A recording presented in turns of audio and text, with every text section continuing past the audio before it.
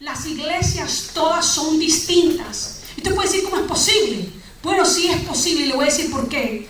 Porque a veces los propósitos o las razones por las que nos reunimos son distintos. Ahora, ¿significa que es correcto? No, no es correcto. Eso es incorrecto. Todos nosotros tenemos que reunirnos cada servicio con un propósito, y ese propósito es de aprender más de la persona de Jesús. Amén. Usted está aquí porque usted necesita aprender de Dios. Amén. Usted está aquí porque usted tiene hambre y necesita aprender de Jesús. Hermanos, todos nosotros llegaremos en un momento en la vida donde lo único y a la única persona que vamos a necesitar es a Jesús. O sea, a la mamá se necesita de vez en cuando los hijos llegan a una edad, especialmente a una edad precisa, donde ya se casan y tienen ya a su esposa, lo cual no es malo, y tienen sus hijos. Ya ellos no lo necesitan a uno. Y yo no sé cuántos de ustedes, los que están aquí ahora, han llegado ahí, y según veo las caras, ninguno de ustedes ha llegado ahí. Yo ya llegué. Yo ya llegué, y le puedo decir por experiencia, los hijos no siempre lo van a necesitar a uno. Así que si usted piensa y que hacer como propósito en su vida vivir para sus hijos, le tengo una noticia: ese propósito va a tener que cambiar en algún momento, porque sus hijos van a cambiar de su manera de pensar. Ya no va a ser usted la primer nombre que van a nombrar cuando lo necesitan. Van a nombrar algo más o a alguien más. Ahora, todos en este lugar podemos concluir con lo siguiente. Todos, sin faltar uno de nosotros, joven, niño, adolescente, los adultos que estamos aquí, podemos concluir con una cosa. Y todas las iglesias juntas, a pesar de que tenemos distintas opiniones, distintas visiones o distintas maneras de ver las cosas, vamos a concluir con una sola cosa, y esta es la persona, no es una cosa, es la persona de Jesús. Es de que todos necesitamos de Jesús. Amén. El mundo necesita a Jesús. La gente necesita a Jesús. Los jóvenes necesitan a Jesús. Los niños necesitan a Jesús. Hermanos, los adultos necesitan a Jesús. El matrimonio necesita a Jesús. O sea que todos necesitamos a Jesús, y tenemos que darnos cuenta y aceptar en nuestras vidas que el centro de nuestra vida tiene que ser Cristo Jesús. Si el centro de su vida no es Cristo Jesús, el centro de su vida va a cambiar, su vida entera va a cambiar. Está sujeta a cambios, a transformaciones. Y usted va a verse obligado en su vida, cuando Jesús no es el Señor y el centro de su vida, usted se va a ver obligado a tener que hacer cambios en su vida de continuo. A veces usted va a pensar: esta persona es mala, esta persona es buena, esto es bueno para mí, esto es malo para mí. Y va a hacer cambios drásticos, o tal vez cambios sencillos.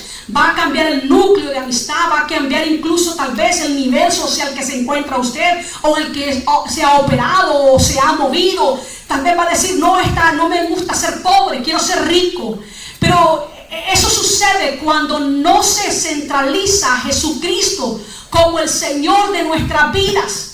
Ahora, a diferencia de lo siguiente, de la moneda, cuando usted tiene a Jesucristo como centro en su vida, cuando tiene a Cristo Jesús como el centro de su vida, de su hogar, de su matrimonio, de su manera de ver las cosas, usted no va a cambiar absolutamente nada. ¿Sabe por qué? Porque el centro determina cómo nosotros nos desarrollamos en la vida, hermanos. O sea, si nosotros comenzamos a abotonarnos la camisa mal, todo el resto del proceso del embotonamiento va a estar incorrecto. Y alguien en algún determinado momento en el día nos va a decir: ¿sabes qué? Tu camisa está mal. Y es lo que sucede cuando nosotros no ponemos a Cristo Jesús como el centro de nuestras vidas. Alguien en algún momento nos va a decir: hay algo mal en tu vida. Claro Claro que hay algo mal en nuestras vidas. Y nosotros seremos la primera persona de darnos cuenta. Hermanos, no existe un ser humano que no conozca sus debilidades y no conozca sus errores, ni conozca aquellas cosas las cuales simplemente son intolerables en su vida personal. No existe nadie. Todos nosotros conocemos cuál es nuestra debilidad y conocemos cuáles son nuestros errores. Y no necesitamos a nadie que nos diga. Alguien dijo el otro día, nadie necesita permiso o licencia para pecar. Todo el mundo peca con permiso o sin permiso. Los niños, antes de aprender a caminar, aprenden a pecar. Y usted dirá, ¿cómo? Usted le pregunta al niño, ¿quién quebró la vasija?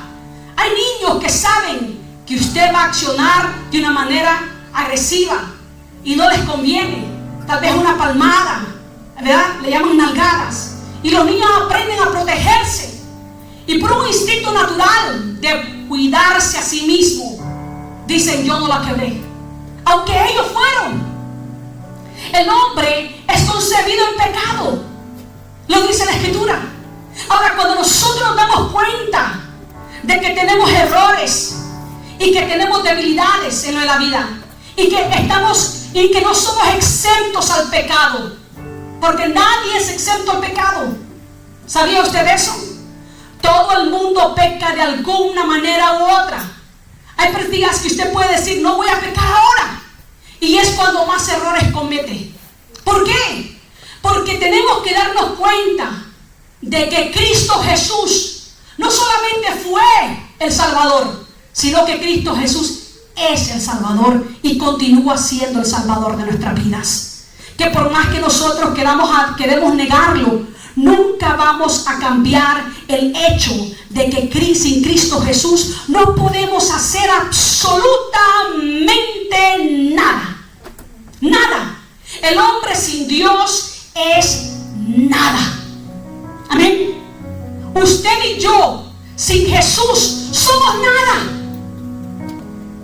Pero si usted vino a escuchar la palabra de Dios, vino a conocer a Cristo Jesús, el cual se entregó a sí mismo, dice la Escritura. Me fascina lo que dice la Escritura en Filipenses capítulo 2. Dice que el que no escatimó en ser igual a Dios. ¿Hablando de quién? De Cristo Jesús. Del Jesús el cual venimos a aprender ahora.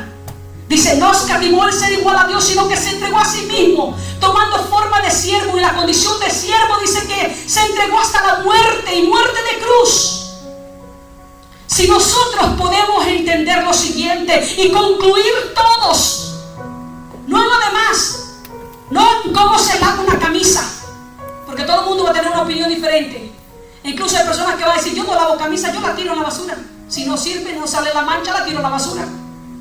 No vamos nunca a concluir con opiniones distintas, pero todos vamos a estar en acuerdo cuando nosotros entendemos que Cristo Jesús es la razón por la cual nosotros estamos aquí ahora. Amén. ¿Escucha un amén de usted? Amén. Vamos a ver, escucha un amén más fuerte. Amén, aleluya. Así que vamos a aprender de quién es el centro de nuestras vidas ahora. Porque yo perdería mi tiempo si le hablara a usted de otra cosa que no fuera la persona de Jesús. Yo perdiera mi tiempo si yo le digo a usted cómo tener éxito. ¿Ha escuchado usted mensajes? 7 pasos para tener éxito en la vida. Realmente no existen 7. No existen 3. No existen 4. Existe uno. Y se llama Cristo Jesús. Aleluya. ¿Pueden dar un fuerte aplauso al Señor Jesucristo en esta tarde? Vamos a ver Romanos capítulo 4, versículo 4. ¿Lo tenemos todos? Romanos 4:4. Un versículo fácil, facilito. Dice la Escritura en el nombre del Padre, del Hijo y del Espíritu Santo. Dice, pero al que obra no se le cuenta el salario como gracia, sino dice como deuda.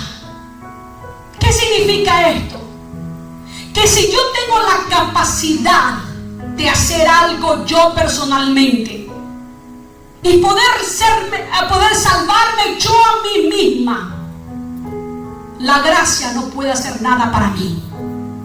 ¿Y qué significa la gracia? La gracia, hermanos, en términos sencillos, significa la obra que Cristo hizo por mí y en la cual yo hice absolutamente nada. ¿Usted sabe?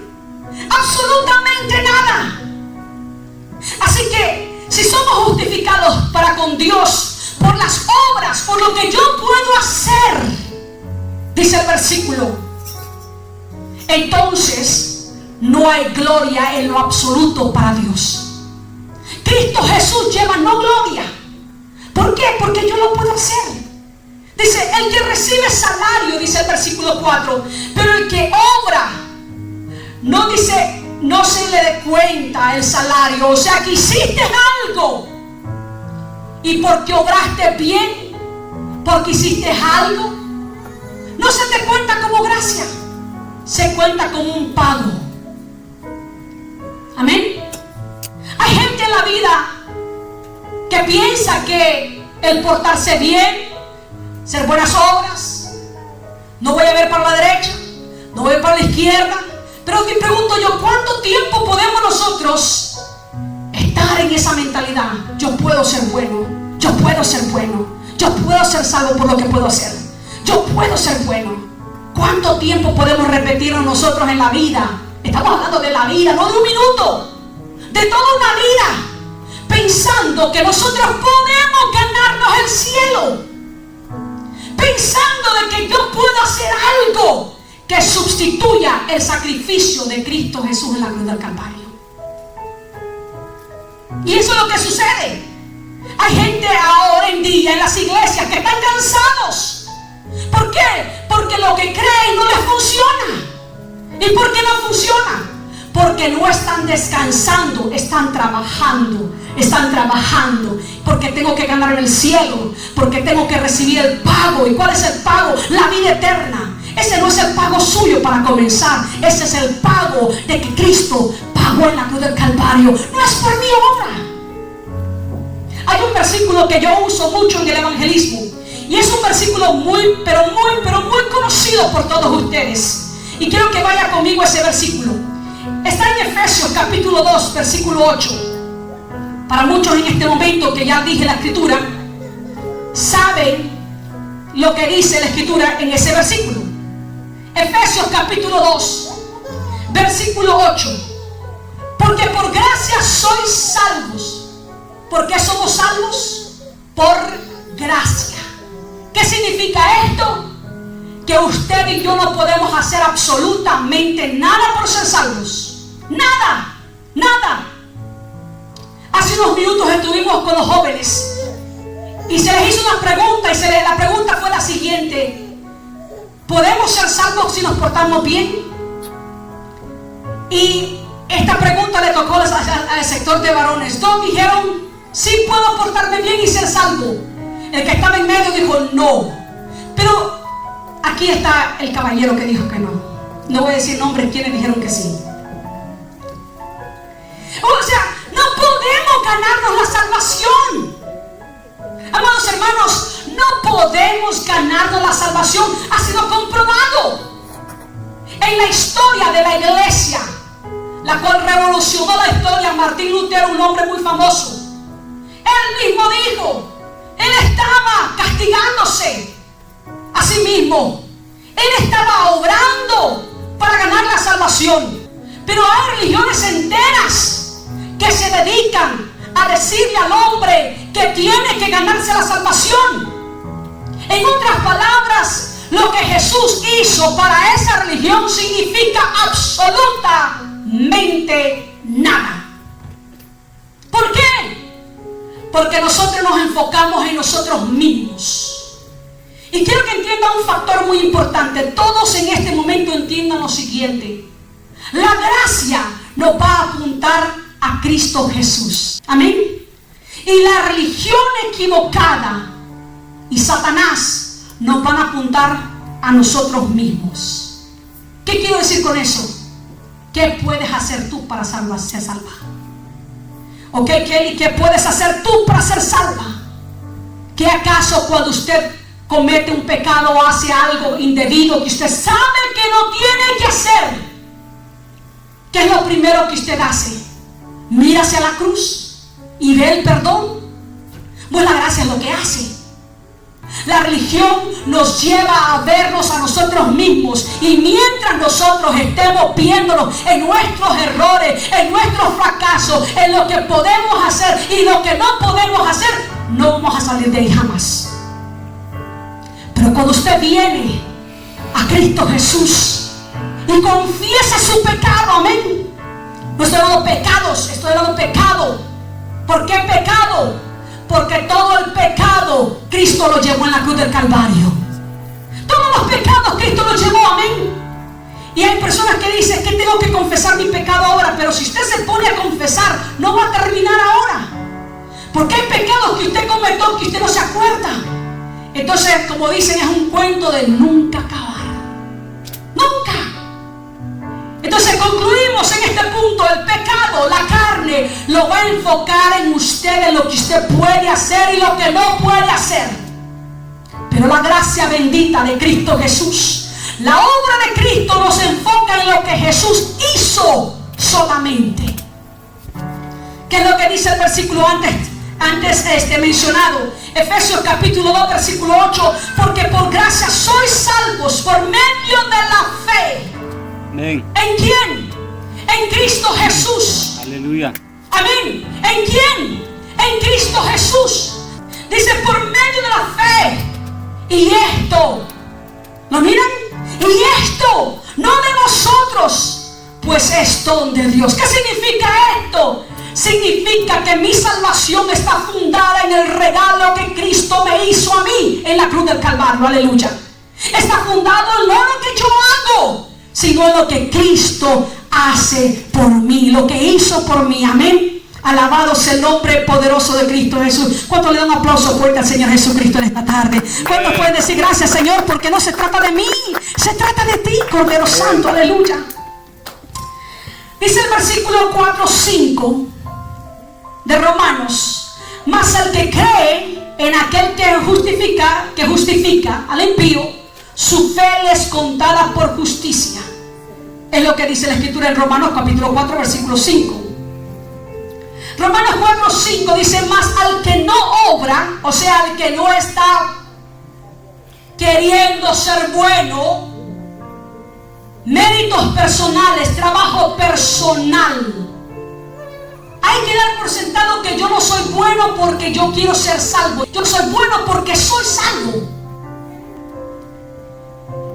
El ir al zoológico no lo convierte a usted en un animal de los que están ahí. Usted es un humano. Amén. Y por eso ahora en día la gran polémica que existe es que todo el mundo cree creerse lo que no es. El enemigo quiere que usted adopte la mentalidad equivocada de quien usted es. Hay gente que ha recibido a Jesucristo y no entiende lo que ha sucedido. Lo que hace esta persona es que continuamente está viendo las cosas como que nunca aceptó a Cristo, como que nunca recibió a Cristo. Aquí el apóstol Pablo dice: mas al que no obra, sino cree en aquel que justifica al impío, su fe le es contada por justicia. En otras palabras, ya no dependo de lo que yo hago, ya no dependo de lo que usted y yo podemos hacer. Dependemos de una cosa, y esa es la justicia de Dios a través de Cristo Jesús. De eso dependo. No quiero engañarse, porque el venir aquí y venir cada domingo y venir de balde, eso duele. Por muchos años yo trabajé con mí misma y no entendía ese principio. El que es santo es santo, y que el que es sucio es sucio. Si usted es de Cristo y ha creído por la fe en aquel que justifica, usted es justo, es santo y es salvo. ¿Se entiende? Y muchos creyentes están peleando: no, es que yo tengo que. ¿Tienes que qué? Es que yo tengo que. Pero tengo que qué. y comenzamos a decir una lista de cosas que tenemos que hacer porque la religión nos ha enseñado que así es. La religión nos ha enseñado, y no estoy hablando de la iglesia allá afuera donde adoramos a todos los ídolos sin nombrar nombres. No estoy hablando de allá, sino que estoy hablando de muchas iglesias cristianas ahora en día, que los requisitos para recibir salvación son inmensos, inmensos. Y todo se trata de lo que yo y usted puede hacer, y nunca se dice de lo que Cristo hizo en la cruz del Calvario. De modo que ya no se trata de Jesús, la reunión, sino se trata de pobre gente. Todos nos miramos a la cara y todos estamos batallando porque nadie puede ser salvo. ¿Por qué? Porque nos han enseñado que son muchos los llamados, pero pocos son los escogidos. La enseñanza equivocada nos enseña a condenarnos. Cuando la Escritura claramente dice en el versículo 5, capítulo 4 de Romanos: mas al que no obra, sino cree en aquel que justifica al impío, su fe le es contada por justicia. Ejemplo: Abraham. No nos vamos a salir del capítulo, veamos el versículo 3. Es importante que vea ese versículo. Ese versículo es clave de nuestra fe ahora. Clave. Abraham no se movió en la ley. Abraham creyó. Diga conmigo: creer. Tener fe en Jesús. Oh, que no lo digan muy duro, por favor, mis oídos duelen. Vamos a ver, dígalo: creer. Otra vez, creer. Tener fe. ¿En quién? En el que Jesús justifica. ¿Quién es? Cristo Jesús. Amén. Aleluya. ¿Escucha un amén? Amén, El versículo 3, todo véanlo conmigo, versículo 3, rápidamente, versículo 3.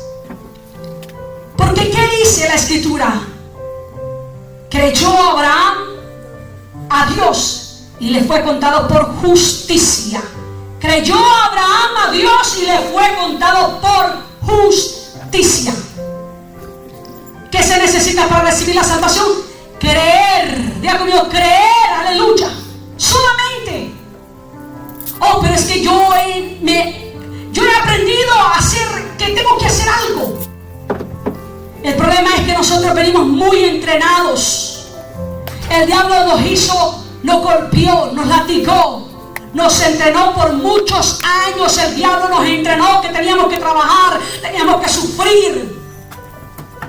Amén. Muchos padres nos enseñaron, a nosotros incluso estábamos pequeños, no sé, tenés que limpiar la casa para comer.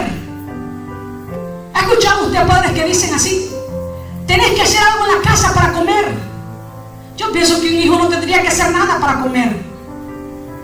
Va a limpiar la casa porque es parte del hogar, es parte de la casa. Todos vivimos ahí y vamos todos a hacer que nuestra casa se vea limpia, agradable y se sienta bien uno estar ahí.